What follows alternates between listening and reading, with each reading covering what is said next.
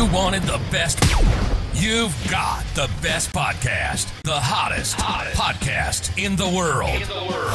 The Chris Voss Show, the preeminent podcast with guests so smart you may experience serious brain bleed. The CEOs, authors, thought leaders, visionaries, and motivators.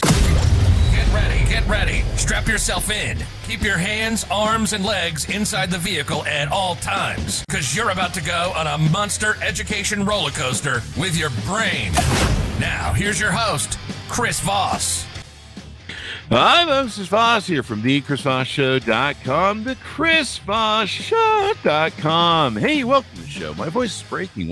What's going on there? I'm losing my opera voice. Oh, it's not opera voice. Welcome to the show, guys. We certainly appreciate you guys tuning in. As always, we have some of the most amazing authors, brilliant minds, CEOs on the show. And we have a New York Times best-selling author of Sons and Soldiers on the show for his new book, Bridge to the Sun. We're going to be talking to him about what he has in the latest book that just barely came out. In the meantime, be sure to further show to your family, friends, and relatives. You know the drill. Go to goodreads.com/Chris Voss. Go to our big LinkedIn group, the big LinkedIn newsletter. Check out our new LinkedIn audio chats. We're starting to do almost daily over there on the big LinkedIn. And pretty cool stuff. It's kind of like Clubhouse over there, only with kind of more professional speaking stuff about business. And we'll probably be talking about the podcasts and the authors and books that we have on the show and all that content. So be sure to check us out over there. You can find me at linkedin.com/Chris Voss. And there's stuff on the Chris Voss Show.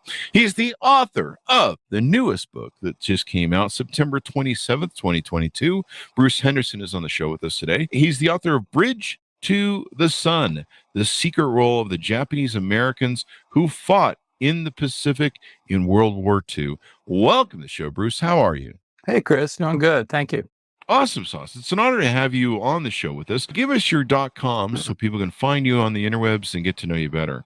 Yeah, brucehendersonbooks.com. There you go. And you're the author of more than 20 nonfiction books, including a #1 New York Times bestseller. It was made into a highly rated television miniseries. Your books have been published in 20 countries. What motivated you to write this latest book?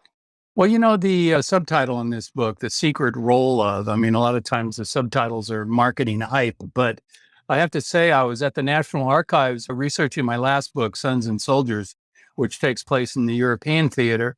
And I came across the fact that there were Japanese American soldiers who were sent to the Pacific in the war against Japan. Now, I knew about the Nisei, as they were called, who fought in Europe for the 442nd, which was the most decorated small unit in that theater during the war.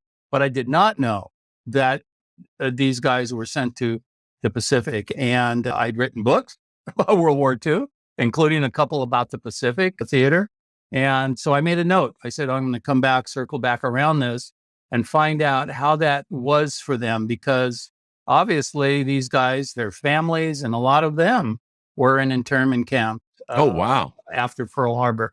And that's an interesting aspect of the story, of course. Now, during the war, this was a highly secret program because we didn't want the Japanese army in the Pacific, the bad guys, to know that our units in the Pacific had the language skills that they could hear over the radio, understand Japanese, they could read captured documents. And the Japanese army was very blasé about that. They just assumed that Westerners were not going to be able to understand their really complicated language. And we didn't want them to know that, you know, our battalions and regiments in the field had these 10-man Nisei teams that were fluent in their language. Wow. How many civilian prisoners of war this covered the survival story of more than 2,000 civilian prisoners of war.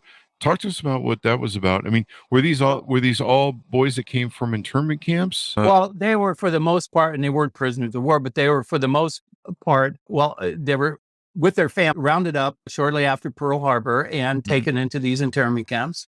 And so the army or the government, our government, put them there. Why? Because we weren't sure of their loyalty. They were, after all, they were Japanese, and would they, what would they do in terms of sabotage and all of that? Well, within a few months of the outbreak of the war, the U.S. Army really realized that we needed some of this language skill that I was just talking about. So the recruiters would go to the internment camps and they go, okay, now we need you guys.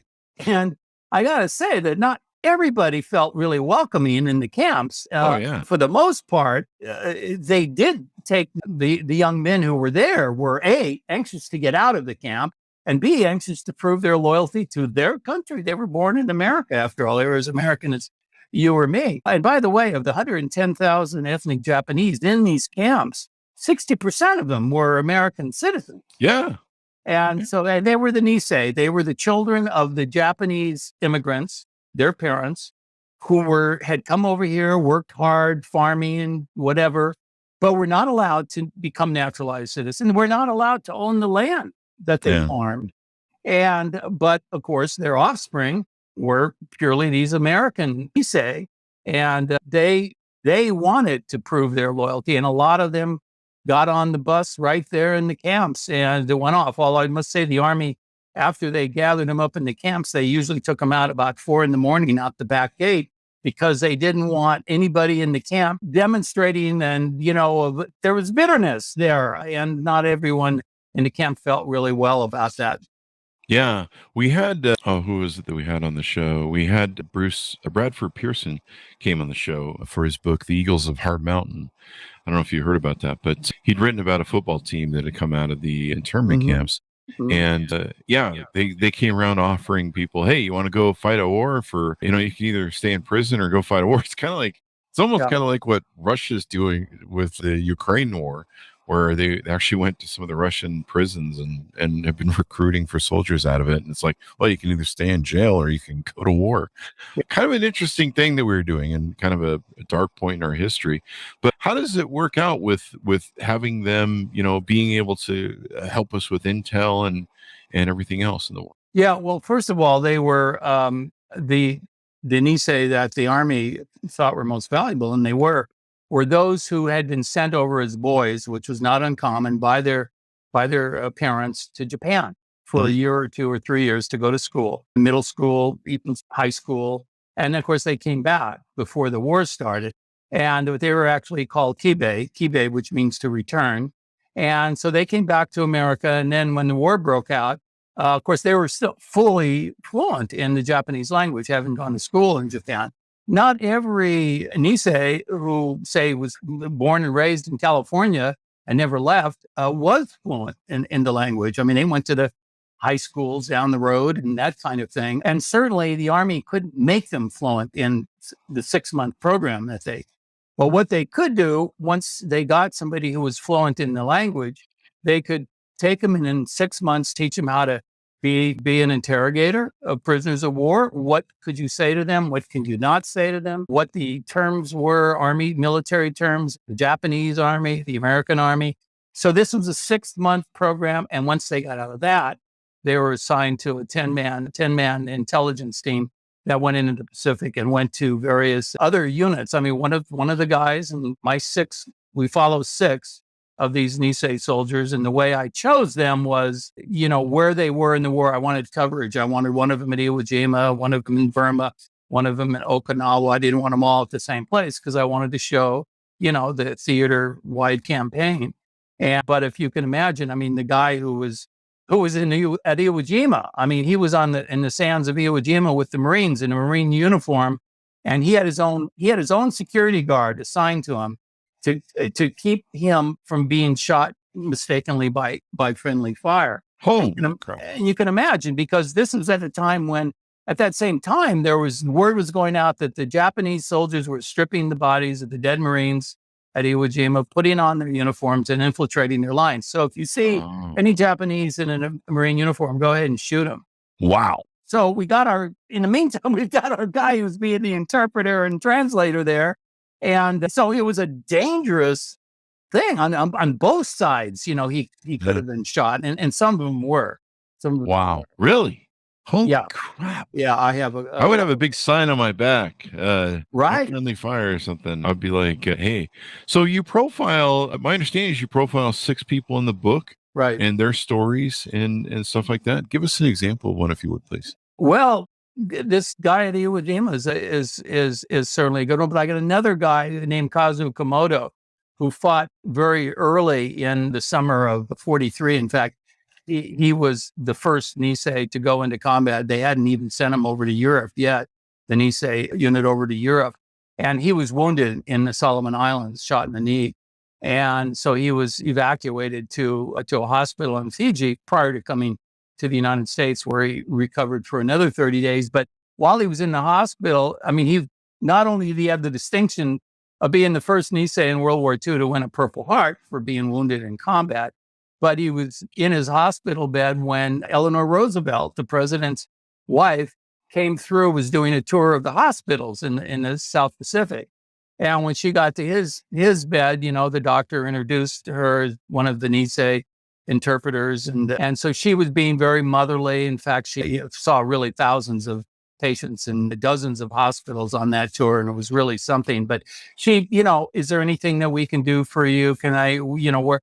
And Komodo, who was a humble, kind of shy guy, but he decided he would take this opportunity. And he said, well, Mrs. Roosevelt, I want to tell you, my family, they're in Arizona desert, behind barbed wire, in a camp. Wow. And I'm out here getting shot at. And I don't think that's fair. Mm-hmm. And so Mrs. Roosevelt, of course, says, well, I'll let the president know how you feel, as if the president didn't already know. But later, what was funny was Komodo was rather guilty that he had challenged the president's wife in that way, but he felt that he needed to, he needed to say how he felt. Well, anyway, he goes to the States, 30 days, recovers. Now he's given leave to go and visit his family in Arizona. He's on a bus. He gets off one town short of the camp. He's heard that in the camp, they don't get a lot of fresh meats there. So he's decided he's going to shop and bring some good food into the camp to his family. So he goes into this little grocery, goes to the back where the butcher is set up, and he says, yes, I'd like these cuts. And the butcher looks over at him and says, we don't sell to no Japs. Wow. And now Komodo has his uniform on, has his medals on, including the Purple Heart. And Komodo says, I'm not a Jap. I'm an American. And the butcher looks over again as if kind of seeing the uniform and the medals for the first time, says, all right, what do you want? So, I mean, even at this point, he did get the meat and he did take it to the camp to his family. But even at this point, here's this guy, this wounded veteran at home fighting really kind of another kind of battle, if you will. Hi, folks. Chris Voss here with a little station break. Hope you're enjoying the show so far. We'll resume here in a second. I'd like to invite you to come to my coaching, speaking, and training courses website. You can also see our new podcast over there at chrisvossleadershipinstitute.com.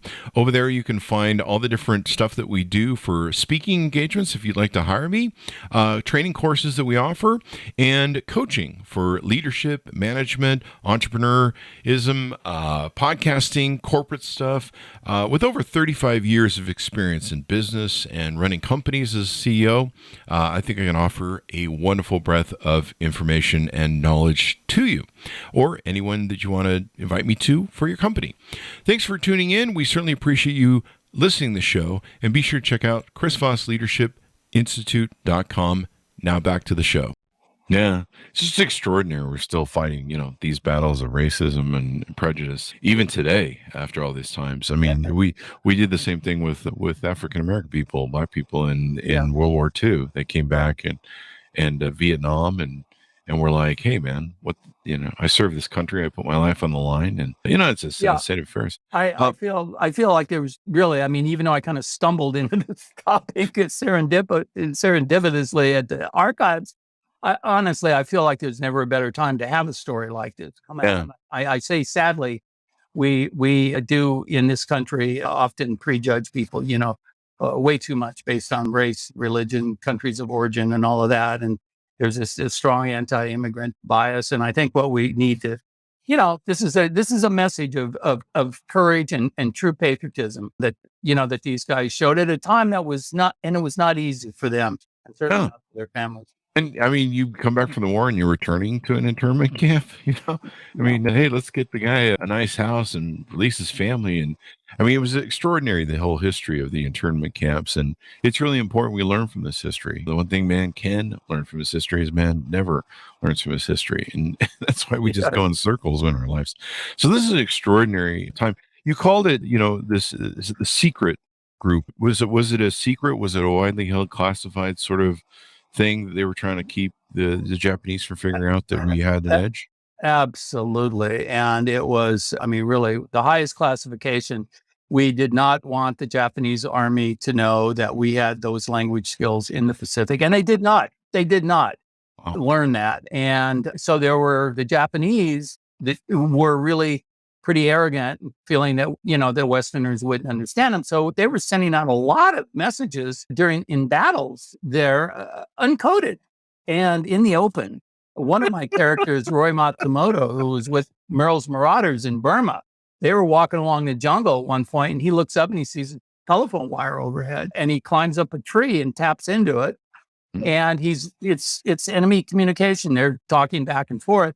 And he's up there for a few hours listening to whatever, is being said. And a lot of it, not important. But all of a sudden, somebody comes on and says, I'm a sergeant. We're guarding this ammunition dump. I've only got 3 soldiers here. The Americans are around here somewhere. Send me help. And so the guy on the other end says, all right, well, give us your coordinates of that ammo. The guy reads off the coordinates. And the thing is, the Japanese and Americans were using the same British Army maps. The British were the only people that had mapped Burma at that time. So the coordinates matched up, right? So Roy comes down out of the tree and, gives this information. And they radioed in. Well, the next morning they hear this single airplane flying over, and it goes down a couple of miles away and drops one bomb. Wow. Blows up the entire ammunition dump. Well, and that's the kind of information, that not only were they taking ammunition away from the enemy, but they were saving American lives. Oh, definitely. Yeah. Because American lives were being we lost a lot of people during that war. We had another author on the show who talked about how they were integral in mapping the coral reefs that were killing a lot of Marines, because they would ground the boats when they would try and land. They would ground on the coral reefs if the tide wasn't at the right place at the right time. And then they would be cannon fodder or gun fodder. And so, there's a lot of people that died in that war necessarily. I remember reading books that, like, if you were in the first couple waves of Marines, you just knew your body was going to be, pile up on the beach. It's crazy, the stories that came out of that theater. Were you able to interview a lot of these men and talk to them? What was that like? Well, it's getting more difficult to find World War II veterans. I mean, even if they were really young in that war, they're well into their 90s now, and it's really getting more difficult. My last World War II book, Sons and Soldiers, I followed 6 soldiers in Europe. 4 of them were alive, and I was able to go and spend several days with them and interview them. And in fact, 2 of them are still alive at age 100 and 101. Wow. Pretty amazing. The 6 Nisei that I chose, only 1 was still alive. I did get to interview him, but by then he had lost some of his memory. But the reason I was able to do him and the other 5, who of course were deceased when I started the book, was because they had earlier done really extensive oral histories. Nice. There are different groups that have them in. For the Jewish soldiers, for example, the Holocaust Museum has done a lot of testimonial stuff and oral histories for the vets. In the case of the Japanese American soldiers, Go for Broke is one foundation that has brought them in when they were, somewhat younger and obviously still alive, able to remember and talk about what their experiences. And you see, when you're doing a book like what I'm doing, it's called narrative nonfiction. It means nonfiction. I don't make up anything, yet it reads like a novel. And that's why I'm following only 6 characters. I'm really diving into their what they were feeling and thinking and all of that. Well, I can't make that up. And if I can't talk to them in person, then it has to come from somewhere. And these oral histories were, I looked at about 20 or 30 different guys and chose these 6 because I had the material that I needed. And you talk to there's a thing here in a story that you tell about Mrs. Komodo getting a wire from it saying that her son has been injured, and these folks are living in a internment camp, Right. or I guess what they called at the time a relocation center. Yeah. And Some so of them called them concentration camps. That that may be an appropriate term. They're living in this hell. They've lost everything that was taken from them. I've heard the stories about how it was a great real estate land grab to throw these poor folks into these internment camps and literally steal all their stuff between their real estate and their businesses and stuff that they had. They literally had, like, I think, very short time to just grab some necessities and some basics, and they really couldn't take much with them. And here they're living this way, and they're trying to farm sand dunes and these places in the middle of nowhere. And meanwhile they've got to deal with the trauma of their children possibly dying, and I'm sure a lot did during the war. Yes. Yeah. And some of the older folks, now we're talking the parents of these, you say, soldiers, they never recovered. I mean, they weren't old enough, when by the time the war was over, they had, their best years, let's say, were already past them, and they couldn't start over again, on a patch of land and through the miracle of irrigation, making it productive. I mean, they never really recovered, and a good number of them never even returned home. They didn't even try, to go back. And that's a terrible cost for them. And yet they were not, overall, the bitterness was not there. I mean, there certainly were folks that, like Komodo saying to the president's wife, it's not fair. But at the same time, that didn't stop them from, when Uncle Sam said, we need you, they stepped forward and did their duty as Americans. And their parents sent them off. And, there's one mom, I think it was Mrs. Komodo, who said to her son as he was, getting on the bus at the camp to go to the army, make us proud. Make us proud. Mm-hmm. And that was their feeling. Yeah, it's wild. So one of the title to the book, Bridge to the Sun. What made you choose that title? It's a really interesting title. Well, I thought, what these guys were doing was kind of like, in a way, bridging between these two countries. And because the fellows that I was going to write about, I knew had spent time in Japan and really loved the country. Had certainly had, family there that they loved and friends they'd gone to school with and whatnot. So there were some real emotional conflicts for them. They were very clear on that they were Americans and that was the right side for them to be on. But at the same time, they were, extremely worried about these folks, in Japan and what would happen to them. And I know one of them had said early on in a letter that I read, that he was really glad that his relatives in Japan were living in a relatively small city outside of Tokyo, so he wouldn't have to worry about them being bombed. And the name of that city was Hiroshima. Wow. Just a small city outside the thing. You've written a lot about this theater and war and soldiers and stuff. What was it that stood out in this book the most for you that you really enjoyed? Well, Chris, when I'm writing one of these history books, I mean, I like to tell a big story through a few people who lived it. And again, I'm not, writing like Cornelius Ryan, Longest Day, where he's got a cast of hundreds of people. In some cases, only one paragraph about this guy. And while there's certainly a value as a historian from doing that, I really want to get into the lives of these few. I think in a way I'm always looking for heroes, and I don't know if that's a good thing or bad. I don't try to make somebody into a hero. At the same time, I love doing that to people who don't consider themselves heroes. There you go. There you go. And so I look for heroic, and my definition of that is you're rising, certainly what would be expected of you, and that you're doing it not for personal gain, but, to save others or to help others. And so that, that drew me to the story. And the fact that, and by the way, this program again was secret during the war, but it didn't get declassified for about 40 years after the war.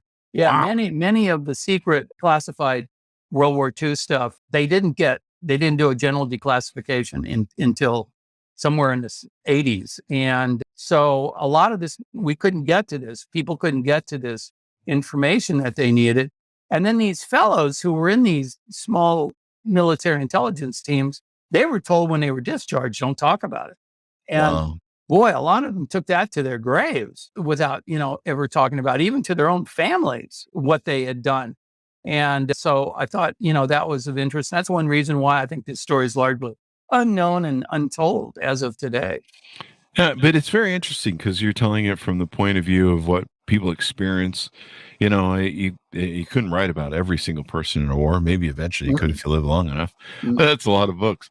But a lot of times those individual stories are exemplary of the bigger conflict and what goes into them. And like you say, heroes. I mean, these are people put their lives on their line for a country that had turned their back on their family and them, and then comes around going, "Hey, would you like to go die for the people who imprison you and take away all your things and treat you horribly?"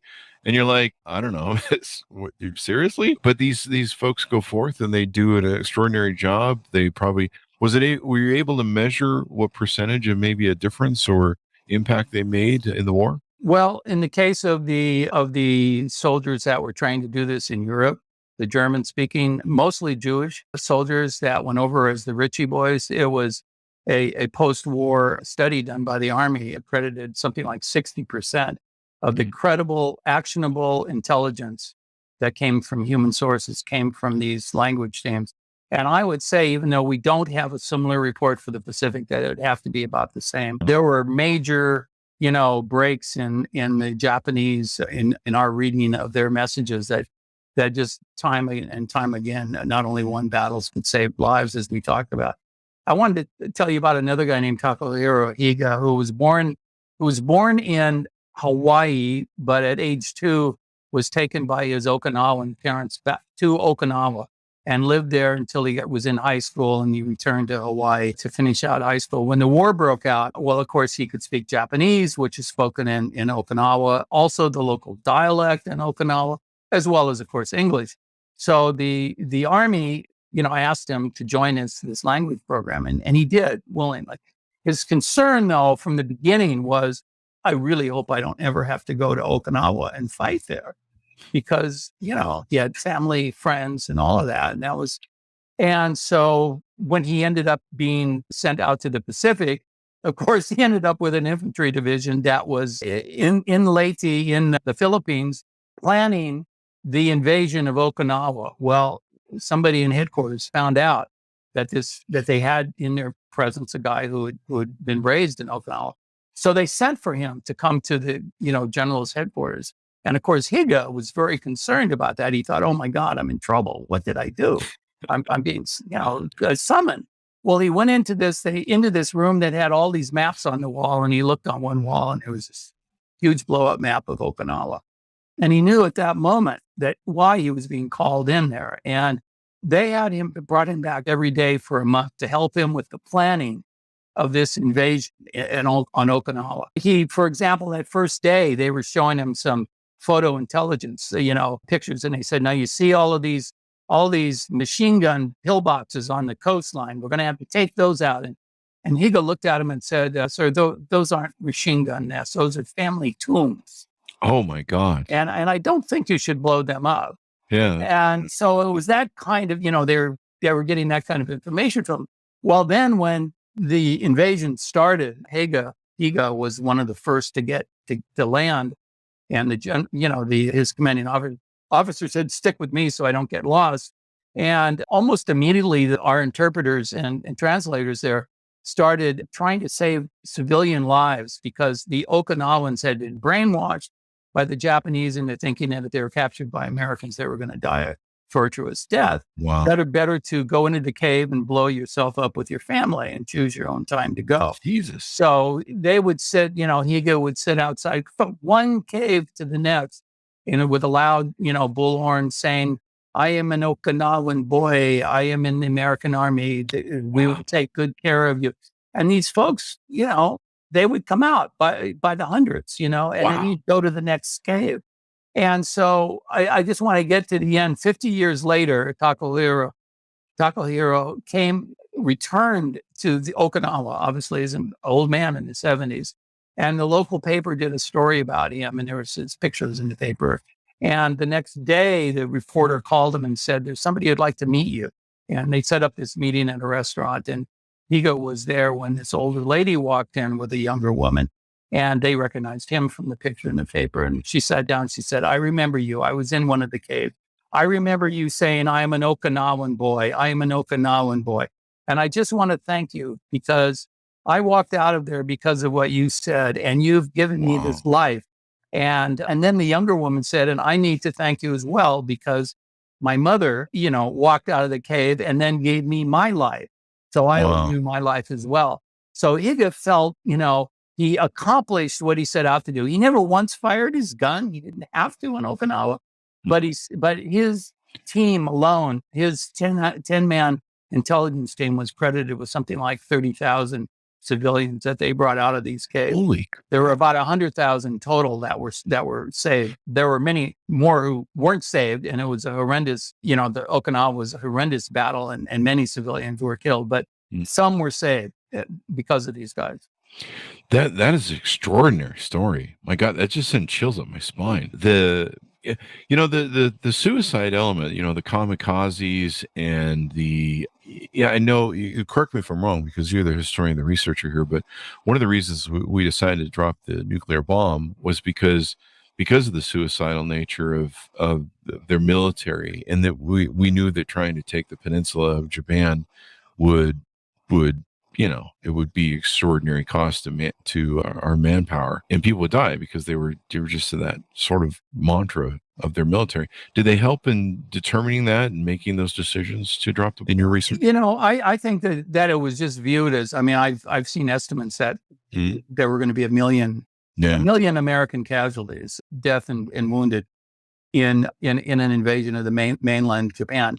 And the civilians in Japan were, they were lining up. They were, they had their, whatever kind of weapon they would have used to defend their homeland. The Japan in those days, it was, of course, a very militaristic government. And these fellows who, my guys in the book I covered, as I say, had gone to Japan for 2 or 3 years, and they had seen for themselves how the Japanese people themselves were really brainwashed by Tojo and his gang, and were, saying that we have to defend Japan's security, but at the same time, they were invading China before they hit Pearl Harbor. And some of these guys said, well, why do you have to invade China to defend Japan? So, but the people in Japan were, accepted this. And I think, and yet, they were a people that when peace came, there were not demonstrations in the street by the Japanese people that we want to keep fighting. They embraced the end of the war. They embraced not sending their sons to war, and really helped in the occupation to have Japan recover from that war. There you go. And you write in the book too about how the soldiers they helped with the war crime trials after the war and helped rebuild Japan. So they were part of that rebuilding thing. And that goes to the bridge to the sun, I think, kind of bringing these two countries together, certainly after the war. Yeah, it was really interesting how we went in and tried to rebuild and help them get back on their feet. It was a really interesting way that we did that, and stuff we certainly didn't do that in Vietnam. Well, we did in Germany too. There was a time that, I guess to be defeated by America was a pretty good thing. And now we have Afghanistan. So wonderful history, man. I love reading about all this stuff and the stories that don't get told and the things that you can learn about history that, hopefully we take these lessons and make them so that we don't make the same mistakes again, or at least I hope we do. Thank you very much for being on the show. This has been pretty exciting and insightful, Bruce. And I love you telling me these amazing stories. Give people your .com so people can find you on the interwebs. Yeah, BruceHendersonBooks.com and Bridge to the Sun is available, hopefully, wherever books are sold. And you've written about how many is it? 20 books? Well, honestly, Chris, I stopped counting at 20 because I thought it'd make me sound too old. But yeah, over 20. Congratulations. For example, looking for my next book right now. So it's like There we you don't go. rest on our. for There you long. go. This would make a great movie too. A great, Yeah, great, there's talk in Hollywood. We're, as they say. awesome There's songs. talk. Tell these stories and people learn your history. It's really important. Well, thank you very much, Bruce, for being on the show. We really appreciate it. Thank you, Chris. Thank you. And thanks, my honest, for tuning in. Go to youtube.com/Chris Voss. Go to goodreads.com/Chris Voss. Or go on Facebook, LinkedIn, Twitter, Instagram, all those crazy places. Thanks for tuning in. Be good to each other. Stay safe. And we'll see you next time. And that should have a